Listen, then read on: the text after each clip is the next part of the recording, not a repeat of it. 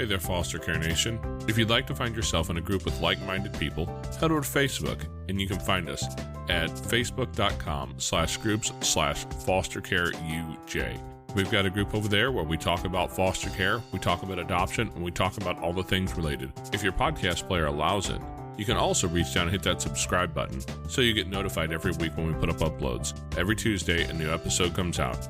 We'd love to see you next week. Now back to the show. You can forget a lot of things, Foster Care Nation, but never forget this. You're listening to Unparalleled Studios. I signal. Foster Care Nation, listen up. This is Foster Care and Unparalleled Journey. Strength for the powerless, courage for the fearful, hope and healing for wounded hearts.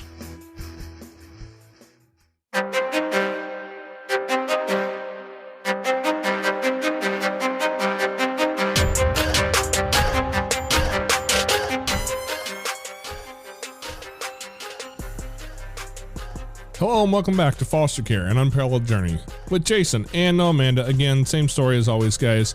Amanda's out busy. I promise it's not divorce. It's not craziness. She's just busy as we all are. Our son tried to jump off of do some cliff diving this weekend and did it with his glasses on, and he had to go have some glasses made, kind of an emergency thing, because he is as blind as I am without any sort of visual correction, and he needs it to go to work. So we're being good parents and letting him use our gas to go take care of him today.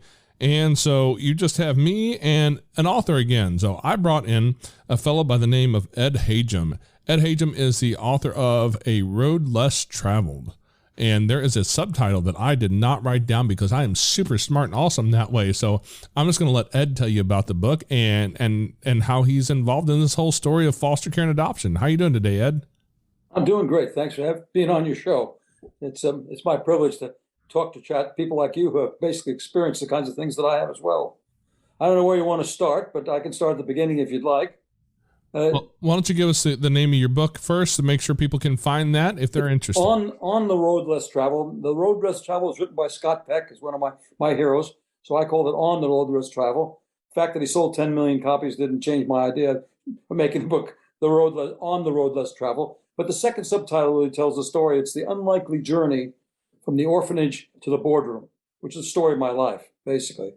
And that starts, if you want me to start at the beginning, I will, or you want to go in the middle, I can. Well, yeah, that's a story that a lot of people don't hear is that story of the kid who started in a hard place and found their way out. So what did that look like for you to begin with? Well, it's an interesting story. My father was one of these people. He came over as an infant in 1900, and was in the First World War, and then basically picked up the new technology called radio in the 1920s. Made a fortune for himself. In fact, in the book, you'll see it's a picture of him standing next to his airplane. In 1929, having an airplane was a pretty big deal. But like people in those days, he leveraged himself up, and by 1933, he'd lost everything. And his mother, who was a patriarch of the community, also died right at the same time. And as he said, 1933, he said, I'm either going to commit suicide or drive to California, because in those days, the streets were paved with gold in California. So lucky for me, he decided to drive to California. On the way to California, he stopped at a cousin's home where he was unwelcomed. Cousin had 6 children, and nobody needed an extra mouth to feed in 1933. Shockingly, he ended up marrying the 5th of the 6 children, who was an 18-year-old young lady. And after 2 weeks of being there, they proceeded on to California to the streets of gold. They found that the streets weren't paved with gold. 3 years later, I was born, and my birth certificate said, to an unemployed father and a homemaker mother. Dad was an unusual guy, having obviously come from the Middle East, having some of those bad habits, also having lost everything. And I've learned that people that lose things have demons that last forever. And he resembled Leon Uris's character a little bit like the Hajj. It was either his way or the highway. He had certain unusual eating habits. He had basically his orientation toward women is they didn't work. They stayed in the home and so forth. So 3 years later, in 1939, my mother had it. And he had trouble keeping a job. So they were all over the country. Anyway, so she asked for divorce, which was shocking in those days. got the divorce, got custody of me, and took me back to St. Louis. And he got $5 a week of alimony and child support and visiting rights on Sunday. So we drove the 1,800 miles one Sunday, met me, picked me up, found me, quote unquote, unkept, decided instead of taking me to the park or taking me to the movie, he basically kidnapped me, hopped on Highway 66 and drove back to Los Angeles. Told my mother never to look for us, and I guess subsequently told me that she had passed away. And by the way, that mentality, that her passing away, stayed with me for 57 years. That's in the book. It's an interesting sidelight that comes to view later on in my life. Dad had transferred from radio into radio operator and had joined the Merchant Marines. And so he was out of town most of the time. In the first couple of years, we were buddies, and things were kind of okay. I stayed with the neighbor lady who took good care of me. But then when the war started, he was either drafted or volunteered to become an officer in the Merchant Marines. In the Second World War, he then put me into a series of Catholic foster homes, which basically, in those days, people in the foster home industry were somewhat more interested in the money than taking care of children. The first one was abusive, cold, uncaring. I wasn't Cinderella, but I was close to it. But I must say, over the 5-year period, it progressed from pretty bad or very bad to very good. The last foster home, a family called the Robs, and she was wonderful. They had one son, treated me just like their son. And so I got actually both models, the bad model and the good model, and someone in between. But in 5 different foster homes, you learn an awful lot. People say, oh, it's horrible. And then I went from foster homes in 1946, after the war was over, and I was at the Robs family, and I was really enjoying myself for the first time. And it's all in the book. My father wanted me back, so I flew across country to be with him again in New York. We spent the summer in the YMCA on 34th Street, and I learned the subways while he looked for jobs. Then in September, I had to go to school, so we ended up in a hotel room in Coney Island. I had a pretty good year at school. He had a terrible year, couldn't find any land-based work, decided to go back to sea. In the summer of 47, I was supposed to go to stay with a neighbor lady, Mrs. Bernstein, and at the last minute, when he was ready to depart for the ship, she decided to change her mind. So I actually spent part of that summer by myself at 11 years old. Wow. And I'd learned the subway that summer. So, I went to the giant baseball games, snuck in through the bleachers, and went to libraries and museums and so forth. And came September, Mrs. Bernstein again turned me down. And so he eventually got me into an orphanage in Far Rockaway. And I spent 4 years there and started to age out. And then he disappeared completely. The third time he basically abandoned me in my life. And I didn't find out why he disappeared until 2015, when some papers showed up at the University of Rochester that Governor Tom Dewey donated to the school, and it showed a suit that he had against the ship and the union and a few other things. But anyway, I aged out. Some wonderful social worker lady, instead of sending me to reform school, sent me to an excellent orphanage in Yonkers, New York, which was 4 blocks from an excellent high school. And then I decided I found my ticket out, because 80% of the kids in this high school went to private colleges. And I said, if I can get into a private college, I can hide my background and I can basically change my life. And that's what happened. So you look at that sort of ejira, you might call it, from 5 foster homes, a YMCA, a hotel room, a couple orphanages. And the orphanage was interesting. But when I left the hotel room in Coney Island, I had my own bathroom, my own bedroom, and I changed that. I ended up with 50 kids in one room, and all your stuff was in a drawer underneath your bed. So it was a big change, and there was a rites of passage too. I was not a big guy; I was a little guy. In fact, when I was 11 years old, I was about 70 pounds and 4 feet 10. So took the brunt of the whole problem, but I made it through. But looking back, though, all those disadvantages became advantages for me.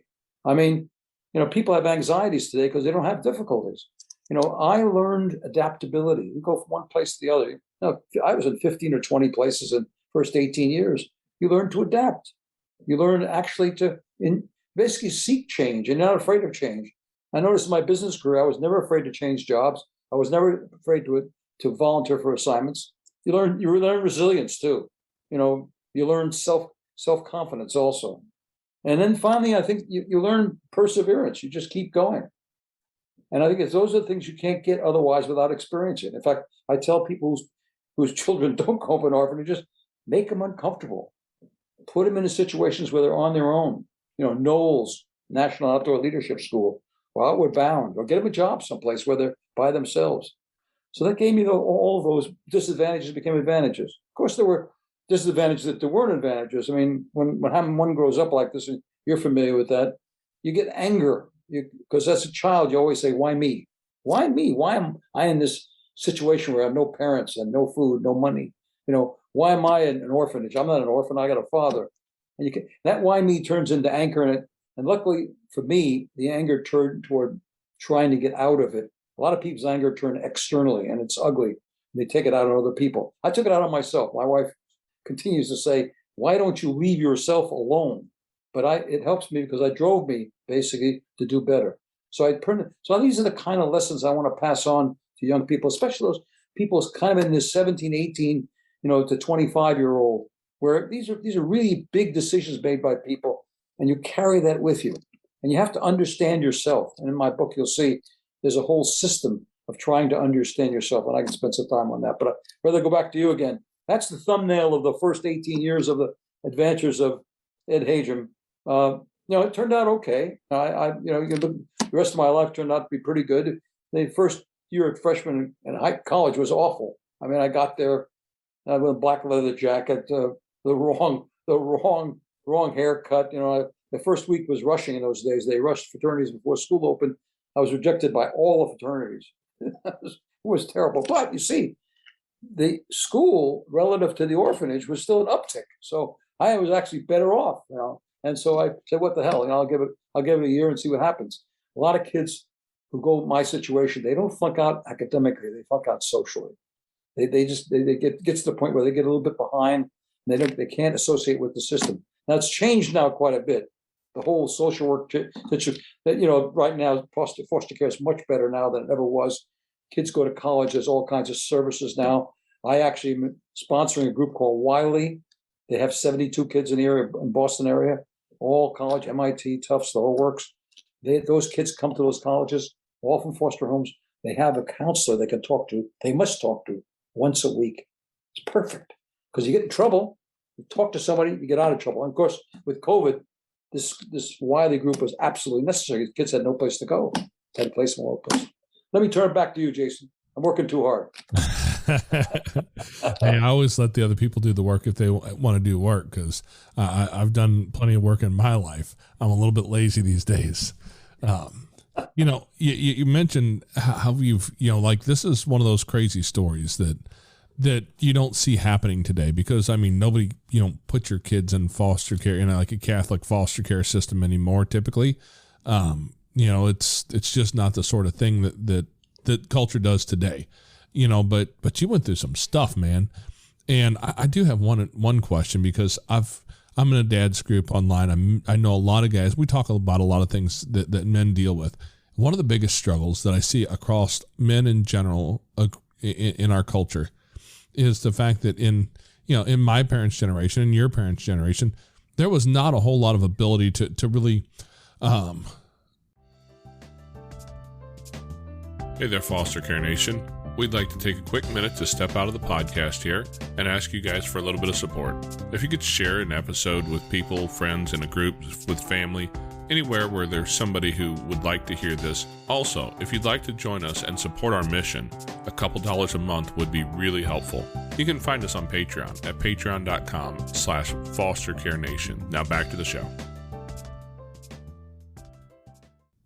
Maybe not even ability is the wrong word, but there wasn't a whole lot of aim towards raising kids the healthiest possible way. And in that, a lot of young boys ended up with a lot of father wounds who are really damaged by the way that their fathers raised them. And, full disclosure, my dad and I got along great. He made some decisions that I disagreed with because I was maybe a teenage boy, and we might have had some bad decisions when we were all teenage boys. But even that, there was some things there that I had to work through.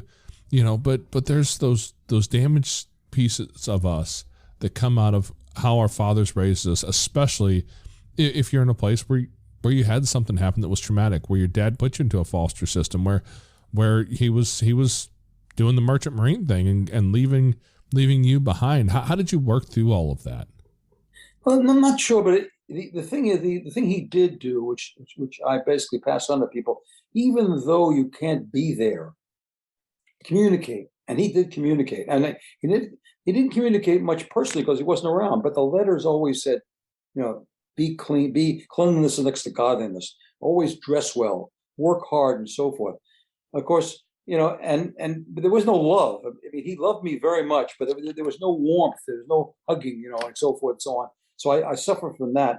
I didn't know no two ways about that. There was nobody in my court, and he did some damage there. I had trouble, really trusting people because I didn't trust him. Every time I trusted him, he departed. At age 5, he was gone. And then at age 11, he left again. And at 15, he was gone. So each time, I have trouble trusting people.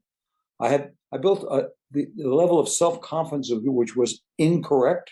I refused to depend on people. When I left the orphanage, they had a wonderful fellow who ran the place. He was superb, interested in the kids, a good human being. Reuben Koftov, his name was. But, he really was interested in me. I wasn't interested in him. I wouldn't take any advice from him. I was going to do it myself because I basically was I was going to basically do it myself because I was afraid of sharing anything with anybody. And, I had a number of relationships with women, but I also was very uncomfortable with any kind of a permanent relationship. It took me until I was 29 years old before I graduated Harvard Business School, had a good job, a whole bunch of other things. I left a lot of gals that I'd gone with. They couldn't understand, we had great relationship, but I would move on because I couldn't trust myself in that kind of relationship. So the damage is being done.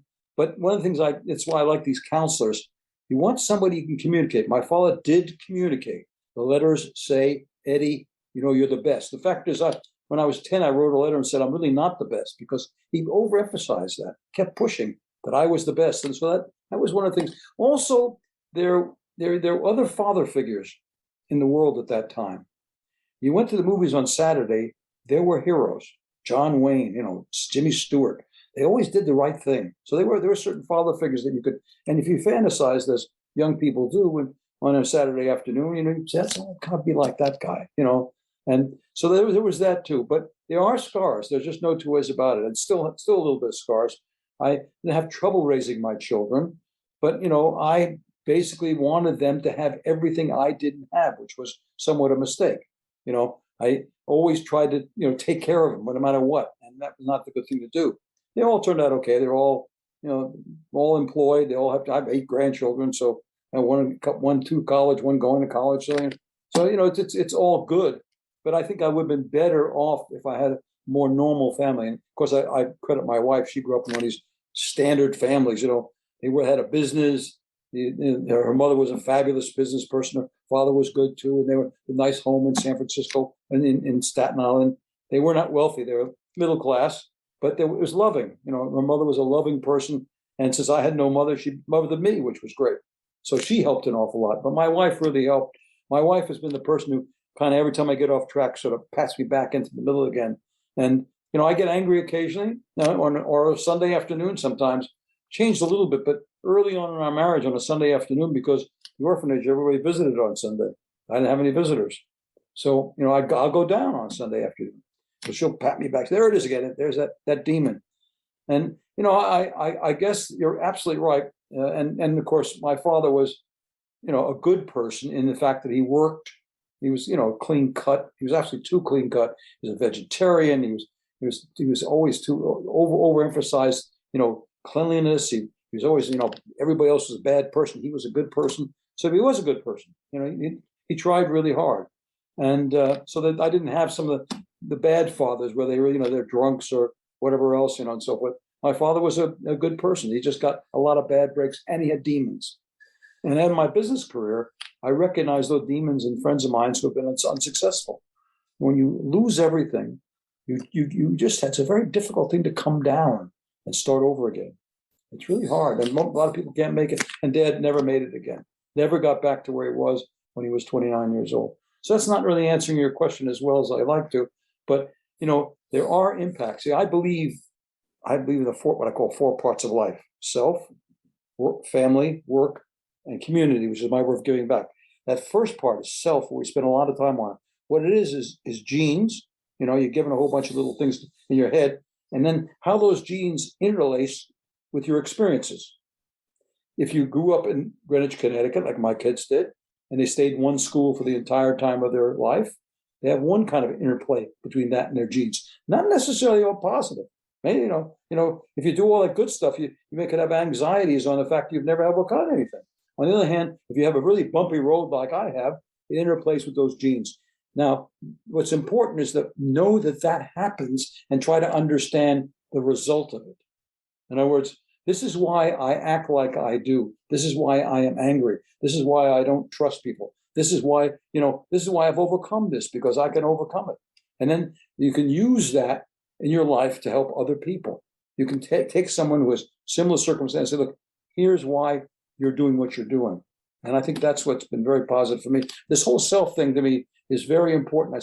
Should spend time on, and kids in that 16 to 25, they really got to cope with self and understand themselves. From that, we'll take my 4 Ps, which is they'll get their passion from that as well. So I've interlaced these eight words in my life: self, family, work, and community, and then passions, principles, partners, and plans. And that's why I think I made it through. I have tons of yellow pads.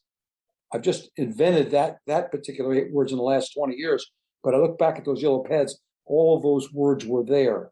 I spent a lot of time you couldn't get help in those days. Very different ball game. If you got help when you were in college, people said, look, guys, something's wrong with them. So you did it yourself. You took out the yellow pad and you tried to analyze yourself. And eventually I did get help when my father died. I had to get help because he died suddenly, and I needed to solve we didn't bring closure, because what happened to my father was that what happened by the time when he abandoned me the second time and I was put in as a ward of the state, I made a transition. He no longer became important to me. That was at 15 or 16 years old. I said, nah, not going to work anymore. You're smarter. You're tough enough to know that. And then as I got through school and so forth, he started to disagree with everything that I did. When I left the Navy, we had a complete falling out because he said, he should have stayed. He didn't. I should stay. I can't, I'm going to take the same risk, make the same mistakes. Then I went to become an engineer, and I actually had a very good engineering career. When I decided to leave that to go to Harvard Business School, take all the money I had in the world and put it on the Harvard. And the money I had was $5,000, which was just enough to pay the first year's tuition. He disagreed with that. And then finally, the biggest disagreement of all, when I decided to marry my wife, Barbara, because she kind of looked like my mother. I'd never seen a picture of her.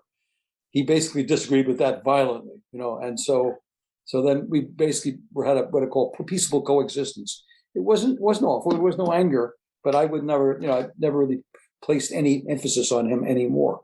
And that's important for kids too. If you have a father who's, some of these other poor kids have much worse fathers. I'm involved in Horatio Alger. A lot of those kids had much worse backgrounds than I have.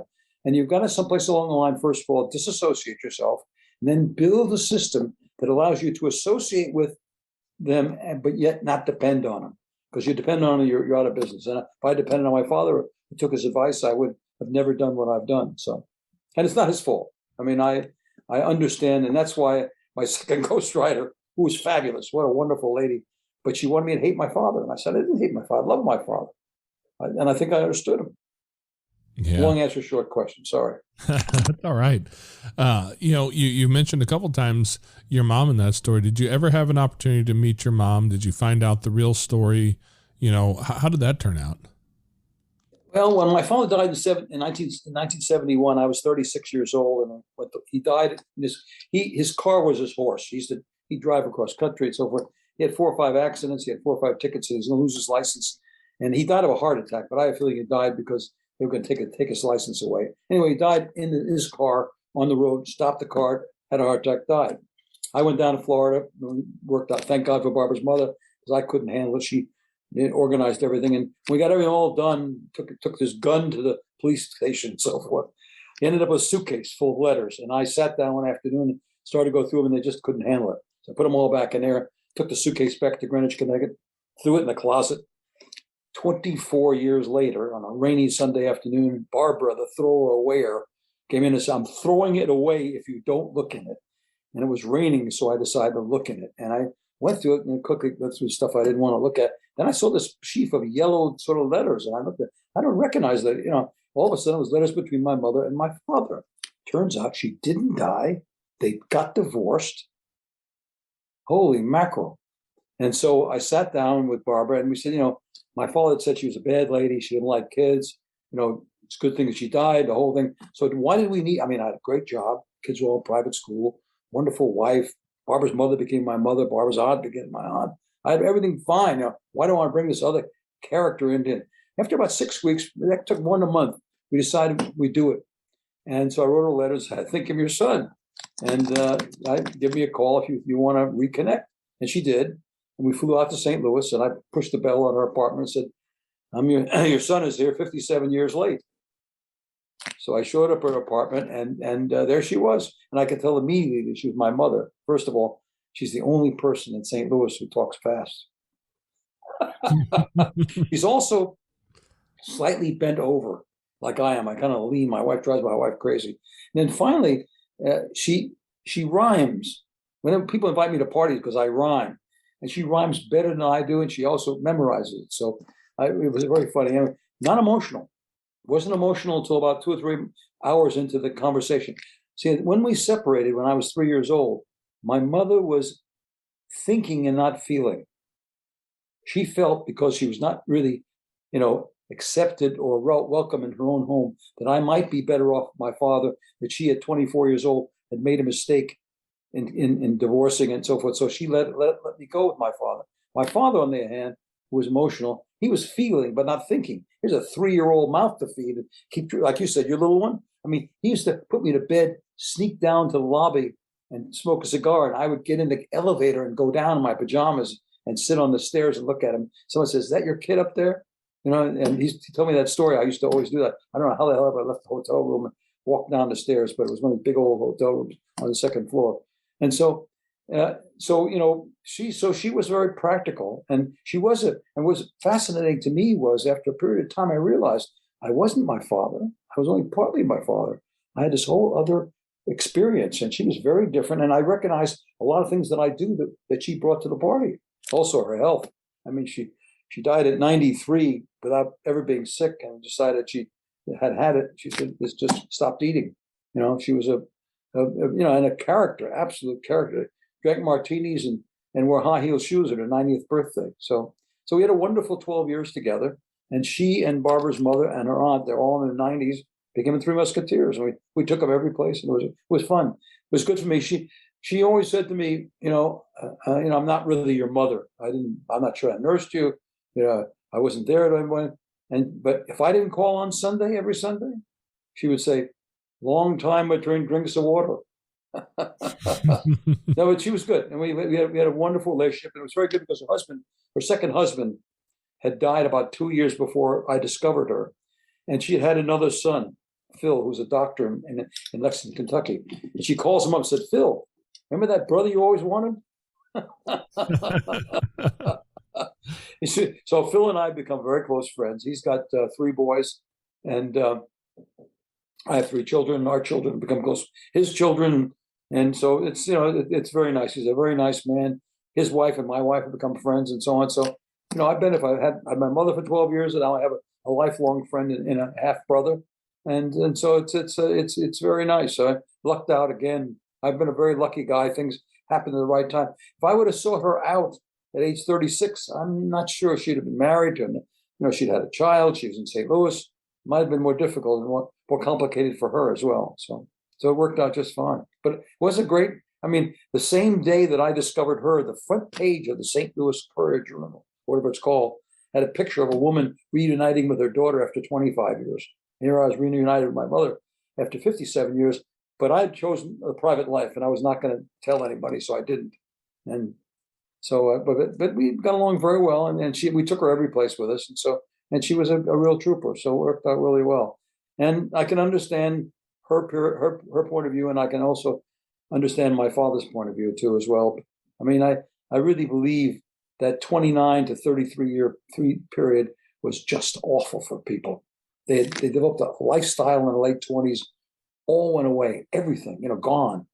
Later, my grandfather stayed behind, and he actually, my father had gotten a business for him. He had a business in Coney Island, a shooting gallery or something, and he bankrupted that, and he got run over by a truck.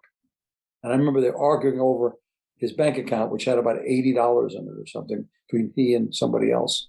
So it's life is so different. People don't realize how much better life is today than it was in the 30s and 40s and 50s. They were much more of a different experience, no matter what you touch, whether it's medical or education or family life or whatever else it is. You wouldn't believe that if you look on social media and the way that people are today, and just look at politics and what's going on in the world and the way that people are reacting to each other. Everybody's looking for a reason to be a victim, and how their life is so horrible because of, mostly it's a politician's fault. In my experience, that's what everybody wants to say. That's one of my messages. One of my main messages: never be a victim. If you can help it, never be a victim, because being a victim requires enormous energy. And your biggest problem of being a victim is you got to do something next. What's next? Use that energy to solve that what's next problem. And I have real examples of that. I mean, real examples. First of all, my life is an example that I've really tried never to be a victim. Freshman year, I got rejected by all fraternities. What's next is prove to those fraternities they're wrong. So I played basketball, freshman basketball, freshman football. I was on the integration committee. I was actually the sophomore honorary society. All of a sudden, all the fraternities, they all wanted me. And I went to the one that was the most prestigious one, I think, of all the fraternities. And I became the social chairman of that fraternity and so on. But I wasn't a victim. I'm going on. Lehman Brothers, I spent 7 years. And if you read the book, I really did a great job on 2 big divisions. But the boss and I didn't like the way he operated. I didn't like him. He didn't like me. And after 7, I raised one in the second division. I raised $7.5 billion, which doesn't seem like much today. We were one of the biggest money raisers in any short period of time. And I made the thing profitable and everything else. He still booted me out. I could have fought him because I was the chairman of a whole bunch of mutual funds and outside boards. Put it aside. What's next? And I found my dream job. But never be a victim if you can help it. Obviously, you got to grieve a little occasionally. Like Lehman Brothers was not my fault. But even when I failed at age 33 with a company. I could have fought that to the end, put it aside, onward to the next thing. And people become victims, you're right. And in today's world, and one of the problems with social media is that everybody looks perfect. And life's not perfect. It really isn't. It's a bunch of moles and warts, they got to keep going. I always say the journey of life, the road of life is always under construction. How's that one for a little quotes for you? I need to find that perfect photo filter on Facebook, because this face right here, it just doesn't change. I don't care how many pictures I take of it or what you do with lighting and filters. It doesn't work. It's always I got my bumps and bruises and they're out there for the world to see. And I'm okay with that. It sounds like Lehman Brothers may have done well to have kept a few more guys like you, because I'm no financial guy, but I know that, I don't know what it's been, about 14 years ago when everything went sideways. I saw their news a lot. That's the second time. The first time was I left in October of 83, and the company had a record year. They earned $120 million. In 7 months, they were gone. They sold out to Shearson. Then they spent a whole bunch of years there. Then they came out again and did it again in 2009. Yeah, it's the people that were part of Lehman Brothers when I was there were just unbelievably good people. Steve Schwarzman, who founded Blackstone, never talk about anybody else. He's made a huge company. Pete Peterson, Peterson Institute, and so forth. My favorite story was that one of the partners called me and says, "This is Luigi." He says, I said, "Where are you?" He says, I need to find out about the economy. What are you talking about the economy these days? I said, well, I know it looks like it's a little bit shaky. I said, where are you? He says, I'm on the Pope's plane. These guys, the Lehman Brothers, had the greatest contacts in the world. Peter Peterson would have the head of the Federal Reserve on one line. He put them on hold. They just did wonderful things, but they would just eat each other up. And then the guy who took over pushed me out, ended up ruining the company. And it went down pretty hard, sold out for a very small price. And then 20 years later, came back out again, and then grew again very rapidly, and then fell apart again. So it's kind of sad. Yeah, yeah. Well, we started this journey talking about a kid who was kidnapped and thrown into foster homes. And then now we're talking about, talking to folks who were on the phone inside the Pope's plane and made it, Yeah. into the boardroom, to quote part Into of the boardroom. Oh, right. It's shocking that I was, this kid from the orphanage was, standing next to people, I got a picture of H.W. Bush and myself on the wall here. And I've been very lucky. I've really transitioned to to a position where I have very important people that I know very well personally. Jack Welch, remember my club? I said, "Hi, Jack." I'm not bragging. It just happened to be that I've been able to process. So the message in my book is anything is possible. You're only limited by the imagination and how hard you want to work. And luck. You got to have a little bit of luck. I always have a sign in my office: skill is important, but luck is essential. and also being born at the right time. I was born at the right time. I mean, the cohort of male births in 1936 was very small. Think about that. And I was followed by the baby boomer. So anything that I bought went up in price because these big bulls was right behind me. I was also born in America. I mean, we're struggling now with who we are, but we're still the greatest country in the history of the world. And we're only the country in the history of the world that's willing and tries to really integrate a real complex group of people. Look at most other countries are relatively homogeneous. And we have tried to do this, and I think we're hoping we pull it off. I'm hoping we pull it off because it allows us to do things that no other country can do. But it's messy. I mean, Churchill said it all. Democracy is not worth a damn unless you compare it with everything else. Yeah, I love that quote because it's a great quote. I have a 15-year-old daughter, and we talk some of this, some of the stuff about politics, and with all the Roe versus Wade stuff going on in the news lately, we've had some conversations, and as we talk through politics in the world, and she was adopted out of the foster system, and we talk about all these different parts and all these questions that come up, and the younger generation does look at a lot of things going on, and they don't look at it very favorably a lot of times. That's not right, and I'm like, I get it. Like, some of the stuff is bad that we still have to deal with. But the truth is, as bad as it is, it's still the best thing we have. That's right. I mean, if you read history of Russia or China or any other so-called, civilized countries, there's no comparison. People disappear. I mean, how many generals did Stalin kill? I mean, that kind of thing. What's going on in China right now? Don't say the wrong things. So, might go away. Disappear. We still have this, we still have a process. It's messy. And we are transitioning a little bit it was our game, just like it was Britain in the 19th century, the 20th century was our century, and when you transition, it's also somewhat difficult. You give up power and so on and so forth. And we have to learn how to do that. I think we're the only country in the world can keep doing that and get away with it. I hope. I just hope. I hope for our next generation that they really can do things. And the young people do look at things different because they are different from them. And again, this idea of self, that it's your genes versus what you went through, they went through it very differently. How can I have my children, react the same way I do to certain things? Because there's a different interaction during their lifetime. And I must say, a lot of young people today tend to be more oriented toward doing good. And that's, I was interested in making a living for a long period of time. I didn't pivot until I was 47 years old. I learned the golden rule from the nuns, do unto others. And it took me through most of my life, that what I call the principles, the second P. But the other principle that I had was the second golden rule, which is he who has the gold rules.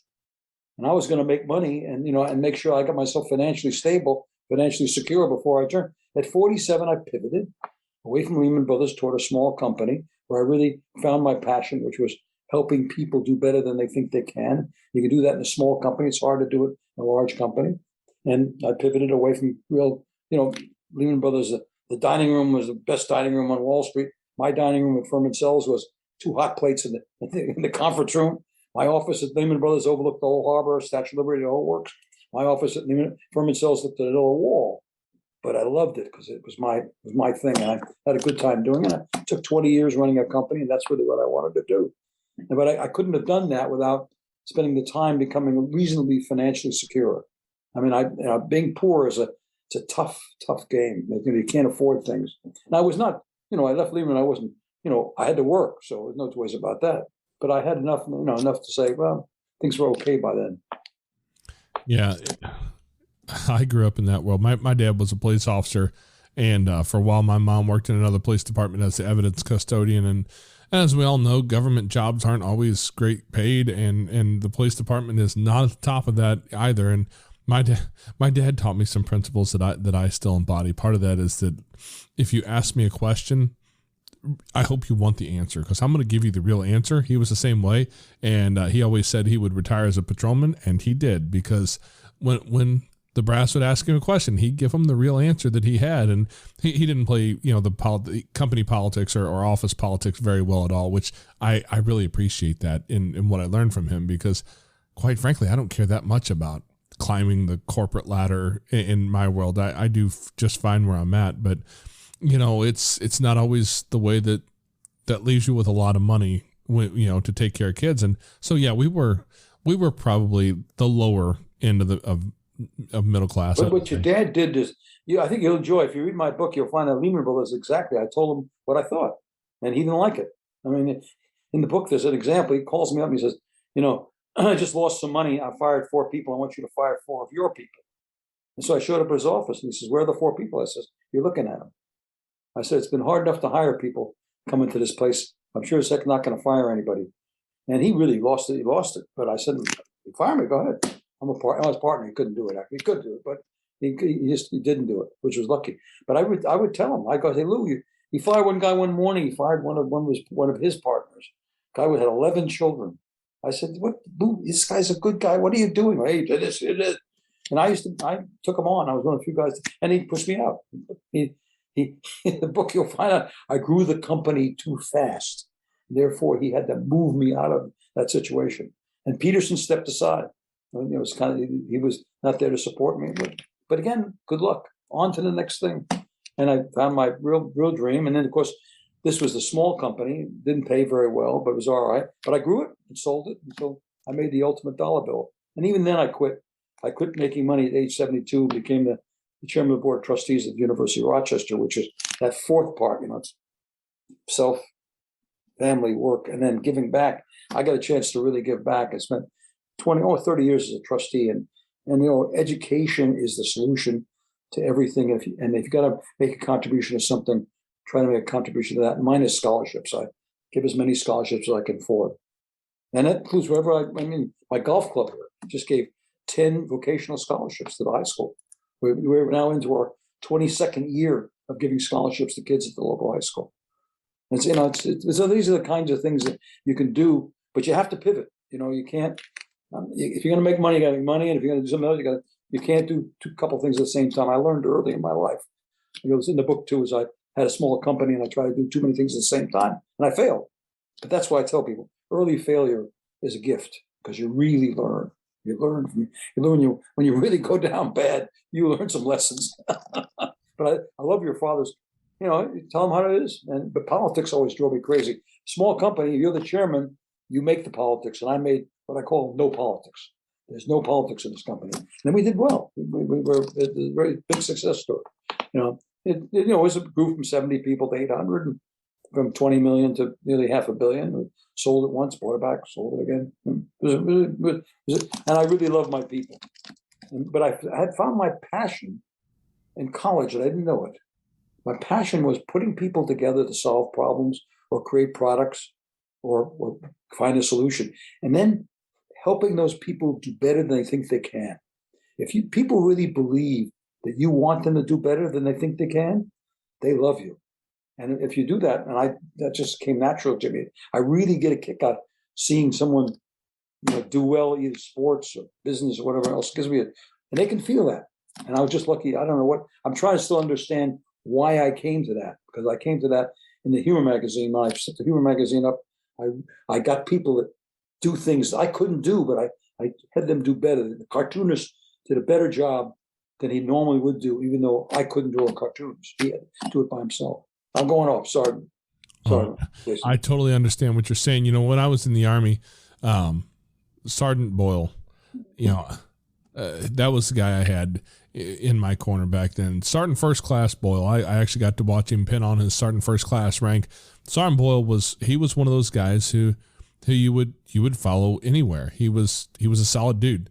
When I was getting ready to leave the PCS out to a different station, he took some time off on the weekend and brought his old beat up Bronco over, and him and his kids, and they took me down and dropped me off to get on the plane or the bus, whatever it was at the time. But Sergeant Boyle was a good dude, and you would follow him anywhere. Now, I met a handful of other NCOs and officers who I would have followed very begrudgingly if they ordered me to, because they ordered it. Other than that, I wouldn't have followed them anywhere by choice. They just weren't good people. And it's so hard to find good people who know how to lead, who actually care about people. It sounds like that's where you've really come to. Yeah, I care about it in a subtle way. I don't, go on and gush over anybody, but I'll take anybody's problem and really focus in and spend time on it and try to solve it in one way or the other. And that's been the, all the way through. My kids are the same way, and my kids bring their friends. I mean, my daughter, I've seen everybody in her class at the business school at least once. She brings them in, and I try to help them out, because that gives me a kick. To tell you the truth, that when you change, you can, those people's lives, you can really change and help. It really is. It's a real heart pounder when you get somebody. All of a sudden, you see lights go on in their head, and wow, they do an aha, and you say, wow, you've done something.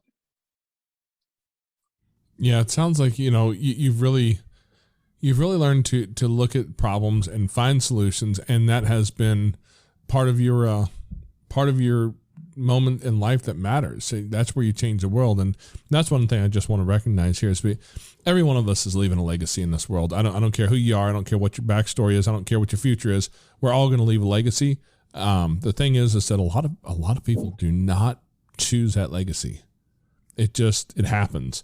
Whether it's a legacy of drug addiction, alcohol addiction, anger problems, hate, rage, racism, whatever, or if you spent your life energy caring about people, helping folks out, you leave a legacy. It's kind of like that boat floating across water. He's going to leave a wake behind him. Now you get to choose how deep it is and where it goes. And so many people don't. It sounds like you have really just focused in on leaving an amazing legacy behind you. I mean, and you get into something, and you don't think about legacy, but you think about doing stuff. Our golf club here, which I built only because the old golf club on Nantucket rejected me. I could have fought them because I knew everybody in the club, but went out and built my own golf club. And it's been the great experience of all times, having your own club. I mean, I'm member number one. I mean, nothing's better. Go up to the snack bar and she asks you what's your number. You say number one. But we changed the club now from a club to an institution. We're the largest charity on the island now. We have about 50 or 75 RFPs a year. We contribute to almost every charity on the island. We had 2 academic scholarships for about 15 years. Now we have 2 plus 7 to 10 vocational scholarships. And anything comes up, rebuild a hospital, we donate. Boys and Girls Club, we donate. But that's a legacy. It's a legacy. Actually, there's a book coming out this year, 25 years of Nantucket Golf Club. And that's a legacy. It's in many respects, if you look at those legacies in Rochester versus the companies that I work for, E.F. Hutton, it's gone. And I have a case written on me by Harvard Business School on E.F. Hutton, what I did there, but it's gone. Lehman Brothers, gone. Furman Cells, gone. There's nothing left of my corporate life at all. And really, your only real big legacy, of course, is your family.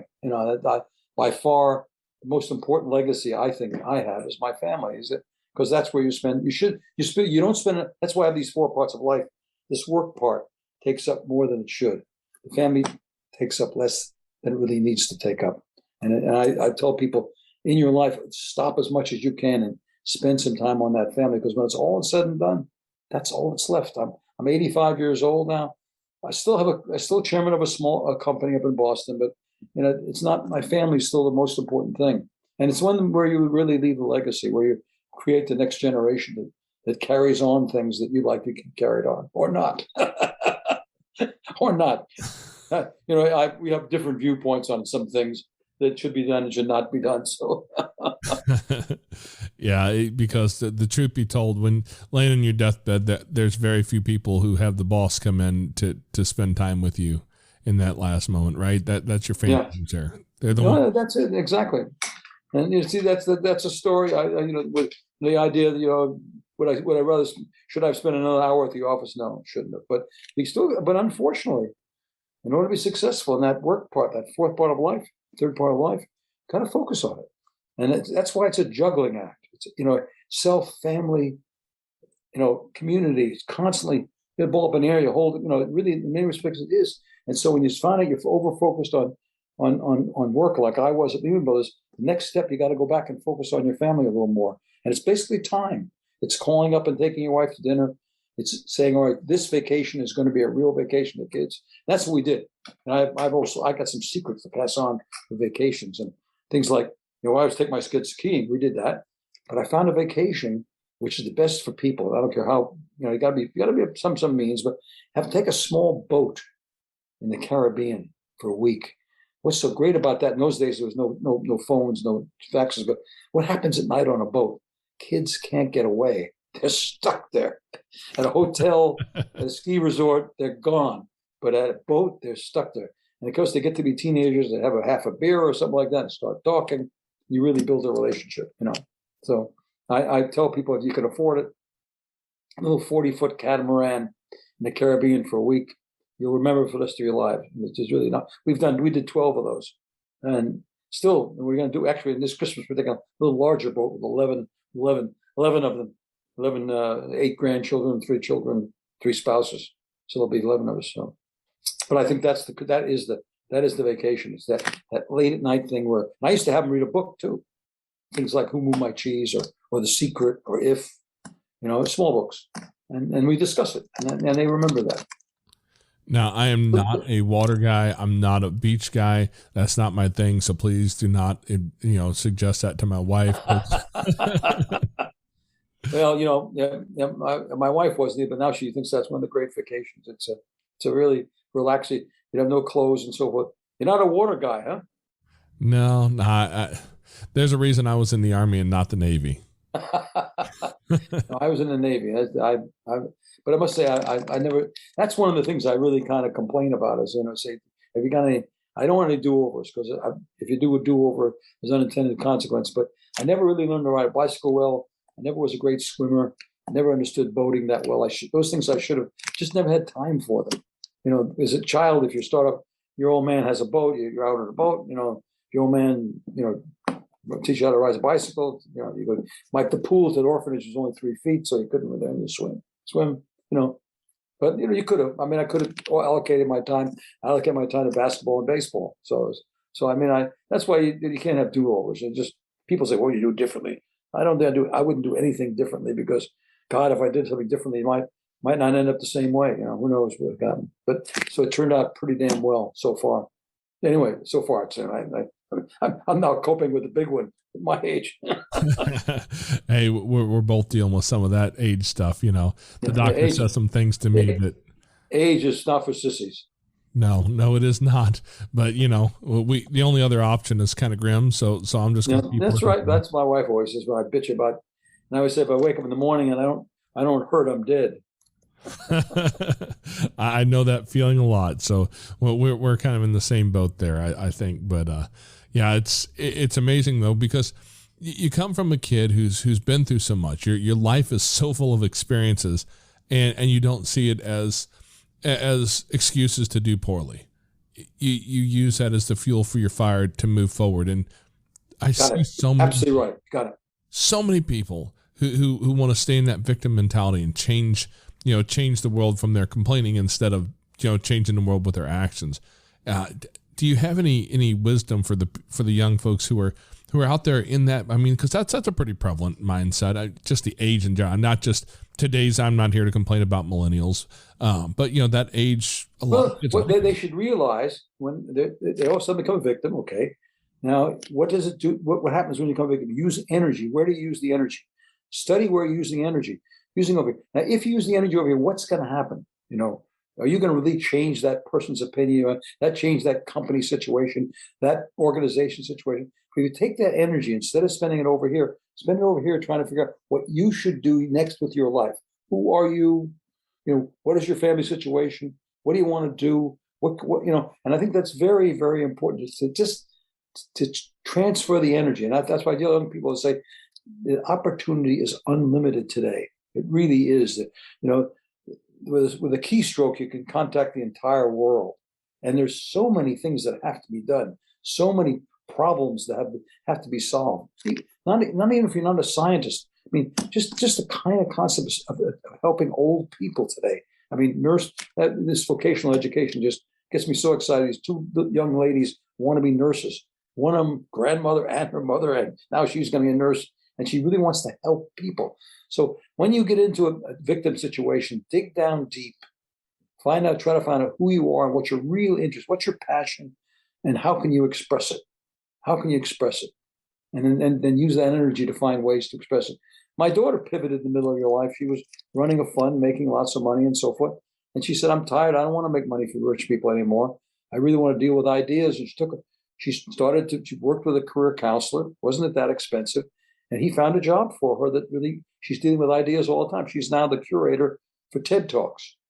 So she's constantly digging up people with ideas, helping them make a speech and bringing them to people. And just it's fascinating for her. She loves her work. She pivoted at age, 35, 40. So, it can be done. And I pivoted twice in my life, once away from the shiny lights of the big companies on Wall Street to a small company. And I pivoted again at 72 to take full time and spend it at a university where, I so much satisfaction. I can't believe it.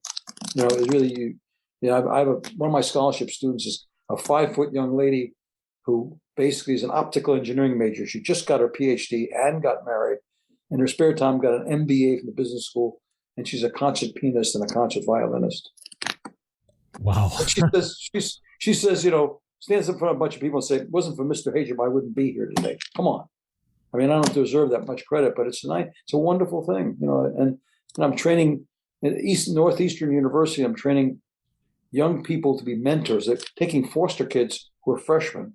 The woman up there is fabulous. She's training them that by the time they're seniors, they will mentor freshman foster kids.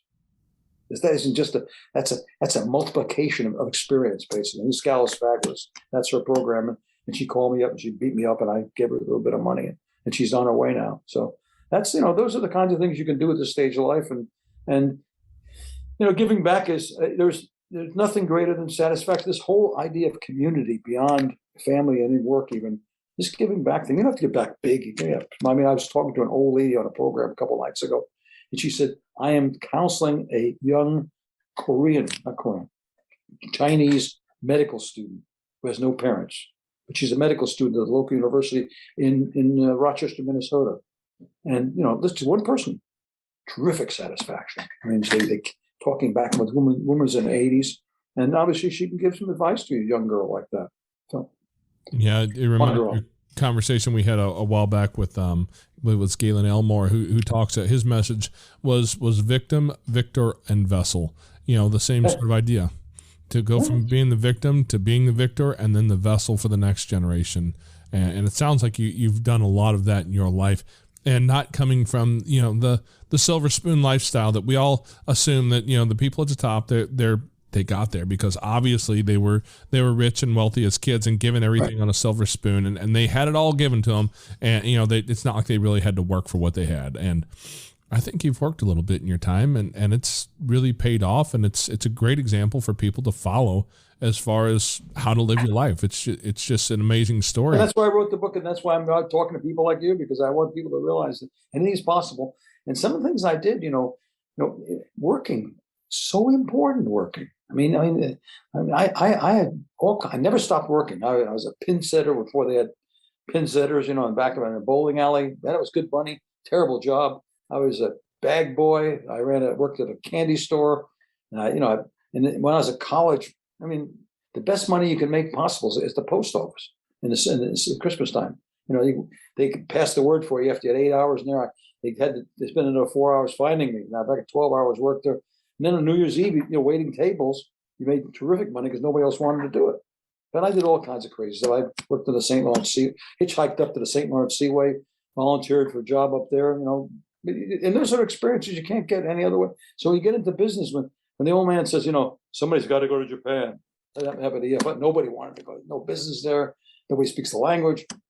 I raised my hand, went over there to Japan. We did some business and I had a lot of fun. We had a wonderful experience. Again, I love the foreign experience.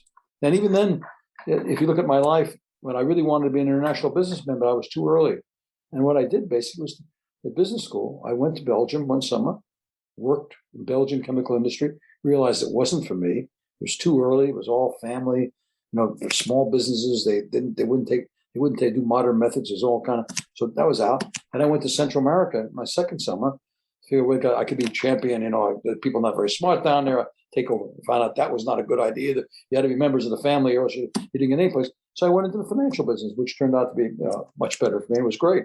But if I didn't try those out, I probably would have taken the first job in an international company. So I recommend people, try things out. And again, all the crazy jobs I had, like waiting tables and so forth, what proved to me is I don't want to do that. So you keep pushing ahead. And maybe some people like waiting on tables. That's fine. If you find that you love that, I worked with a guy in a hamburger joint once that, he made my day because he just loved the whole thing.